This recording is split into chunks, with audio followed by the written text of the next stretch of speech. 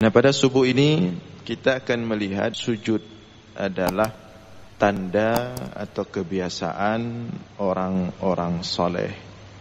Sujud adalah kenikmatan terbesar. Bismillahirrahmanirrahim. Assalamualaikum warahmatullahi wabarakatuh. Alhamdulillahil wahidil ahad, al-fardis samad, الذي لم يلد ولم يولد ولم يكن له كفوا أحد والذي ليس كمثله شيء وهو السميع البصير اللهم صل وسلم وبارك على سيدنا ومولانا محمد الذي دعا الناس وأرشدهم إلى توحيد رب العباد Allahumma wa ala alihi wa sahbihi ajma'in amma ba'd. Puji beserta syukur senantiasa selalu kita persembahkan kepada Allah Subhanahu wa ta'ala, Tuhan yang esa pada zatnya, yang esa pada setiap sifat-sifatnya, yang esa pada setiap af'alnya. Tidak ada satupun makhluk yang serupa dengannya dalam bentuk apapun. Salawat beriringkan salam juga kita sampaikan kepada baginda Rasulullah sallallahu alaihi wasallam, kepada seluruh keluarga dan sahabat-sahabatnya sekalian. Hadirin jamaah sekalian beserta para pendengar dimanapun berada yang dimuliakan Allah. Kembali kita dalam ulasan singkat tentang ilmu tauhid, masih lanjutan nilai-nilai ketauhidan yang terkandung dalam pelaksanaan ibadah salat, dan kita sudah beberapa pertemuan tentang rukun sujud dalam salat, di mana sujud adalah salah satu rukun paling panjang dalam salat dan lebih panjang daripada rukun berdiri, rukun qiyam, sebagaimana dinyatakan oleh sebagian ulama.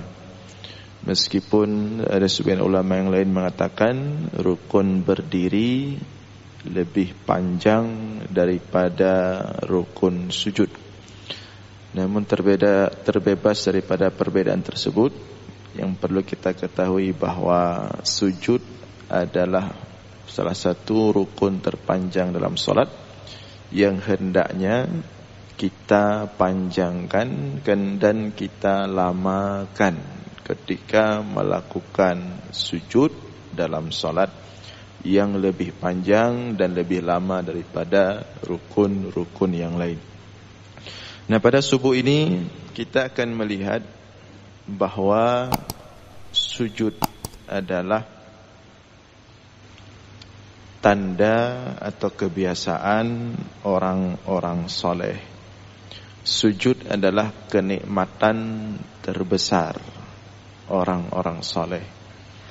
Sujud adalah tempat menjemput kebahagiaan bagi orang-orang soleh, di mana orang-orang soleh itu sangat gemar pada sujud, sangat suka pada sujud, dan sujud menjadi puncak, bahkan puncak kebahagiaan, kenikmatan mereka hidup di dunia.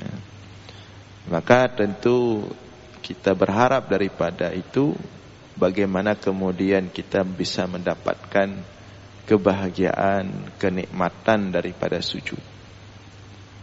Nah, kita lihat Allah sebutkan dalam Al-Quran, misalnya dalam surah Maryam ayat 58, bagaimana orang-orang saleh terdahulu, ya, dan sampai kapanpun itu sangat mencintai sujud, dan sangat mudah untuk sujud kepada Allah, dan sangat lama kalau sujud kepada Allah.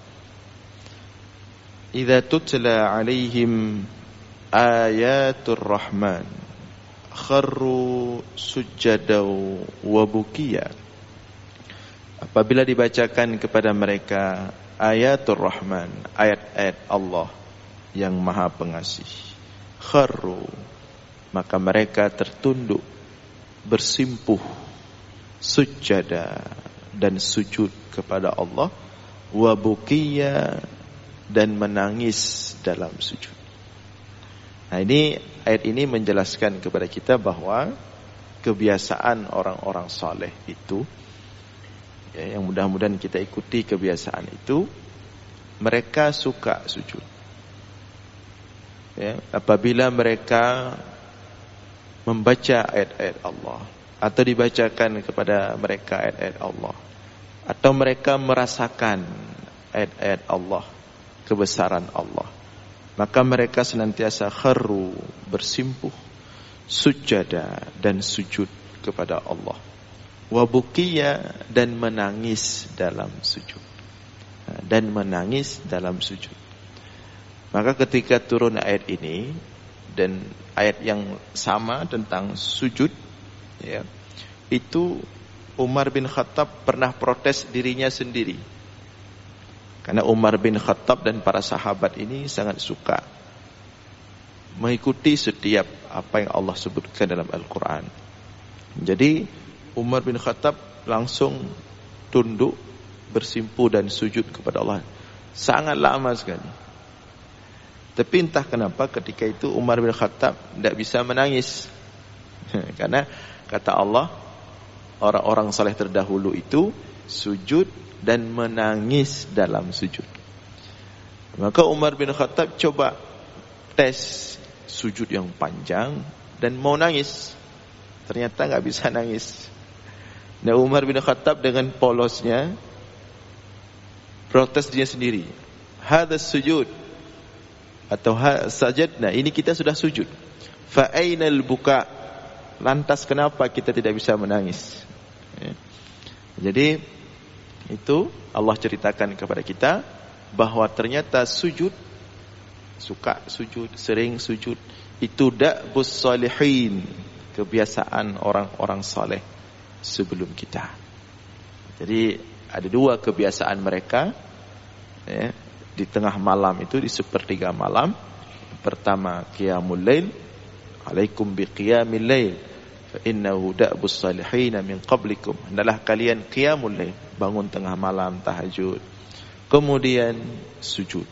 Nah, ini kebiasaan orang-orang saleh terdahulu. Kemudian kita lihat keterangan daripada salah seorang sahabat Rasulullah sallallahu alaihi wasallam, dari Abu Darda, sebagaimana diriwayatkan oleh Imam Al-Baihaqi bisanadin sahih, dengan sanad yang sahih. Qala, kata Abu Darda, laula salasun ma ahbabtul baqa fid dunya. Kalau bukan karena tiga hal, aku tidak ingin berlama-lama di dunia ini. Kalau bukan tiga hal, kata Abu Darda, aku tidak ingin berlama-lama di dunia ini. Artinya ada tiga hal yang membuat Abu Darda ingin berlama-lama di dunia. Apa tiga hal tersebut? Yang pertama, sa'atu dhama'in fil hawajir, yakni siyamu fi syiddatil hur. Yang pertama, sa'atu dhama'in, saat-saat haus dan lapar. Artinya saat-saat haus dan lapar ketika berpuasa di siang hari. Itu kenikmatan yang sangat besar bagi Abu Darda. Kemudian wassujudu fil lail, yang kedua adalah sujud kepada Allah di malam hari. Kemudian yang ketiga, wa mujalasatu aqwamin, dan duduk aqwam dengan orang-orang salihin, orang-orang saleh, orang-orang alim, yantaquna ataibal kalam kama yantaqi ahaduhum ataibat tamar. Mereka memetik, memberikan kepada kita orang saleh tadi ataibal kalam, ucapan-ucapan yang indah, ucapan-ucapan yang menenteramkan jiwa, sebagaimana mereka memetik kurma-kurma terbaik kemudian dibagikan kepada kita. Jadi ini 3 kelezatan dunia Abu Darda. Ya. 3 kelezatan dunia Abu Darda. Yang dengan 3 kelezatan ini Abu Darda pengen lama-lama di dunia. Kalau bukan 3 ini Abu Darda udah enggak mau lanjut hidup lagi di dunia, berangkat pulang kampung ke akhirat. Apa yang pertama? Yaitu saat-saat rasa tenggorokan kering, haus dan lapar di siang hari, yaitu karena berpuasa. Maka beruntunglah orang-orang yang sudah bertahan berpuasa Senin Kamis, bahkan berpuasa Daud. Karena puasa itu salah satu kelezatan orang-orang saleh. Salah satu alasan mereka bertahan di dunia. Dan kita-kita yang belum, kalau bisa kita usahakan ya, untuk membiasakan diri berpuasa sunat Senin Kamis, atau puasa Ayamul Bait, hari putih ya, atau berpuasa Daud kalau memang sudah memungkinkan ya. Nah, karena puasa itu adalah salah satu kelezatan orang-orang saleh, salah satu penyebab mereka ingin berlama-lama di dunia. Jadi beruntung kalau kelezatan itu sudah Allah berikan kepada kita. Kemudian yang kedua, wassujudu fil lail. Kelezatan orang-orang saleh yang menyebabkan mereka itu tetap ingin bertahan di dunia adalah sujud di malam hari. Artinya qiyamul lail, sujud tahajud. Maka beruntung juga orang-orang yang sudah diberikan taufik oleh Allah sudah bertahan tahajudnya. Bangun lebih cepat jam 4 pagi sebelum subuh, kemudian wudu, kemudian salat tahajud, dan lama-lama sujudnya, apalagi sampai menangis ketika sujud. Nah, ini juga salah satu kelezatan, puncak kenikmatan orang-orang saleh yang membuat mereka ingin berlama-lama di dunia. Kemudian yang ketiga, wa mujalasatu aqwamin, duduk bergaul dengan orang-orang saleh, dengan ulama yang setiap ucapan-ucapannya mengingatkan kita tentang akhirat, yang akhlaknya, yang perilakunya membuat kita rindu kepada agama, membuat kita cinta kepada Allah, membuat kita cinta kepada Rasulullah sallallahu alaihi wasallam. Nah, inilah 3 hal yang membuat Abu Darda bertahan di dunia. Kalau tidak ada 3 hal ini, Abu Darda tidak akan bertahan. Kemudian wa qala Masruq rahimahullah, dan berkata Imam Masruq rahimahullah tentang sujud juga, ma minad dunya syai'un asi alaihi illa sujud lillahi ta'ala. Tidak adalah di dunia ini yang paling aku cintai, yang paling aku sukai, yang paling aku buru, illa sujud lillahi ta'ala, selain daripada sujud kepada Allah subhanahu wa ta'ala. Nah, beginilah mereka orang-orang yang telah mendahului kita kepada Allah. Orang-orang saleh terdahulu. Jadi yang paling mereka buru di dunia ini adalah sujud kepada Allah. Tentu jauh berbeda dengan kita. Yang kita buru yang lain ya.